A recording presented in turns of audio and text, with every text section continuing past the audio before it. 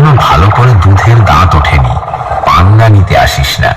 এর আগে তোদের যতগুলো বাবা এসেছিল আমার সামনে, তাদের কাছে গিয়ে একবার খোঁজ নে আমি কি জিনিস। ওন্দা থেকে দিনু ভাই মিউজিক প্রোডাকশন। দম থাকলে শালা সামনে আয়, তোর ঘটি আজ বেঁকিয়ে দেব।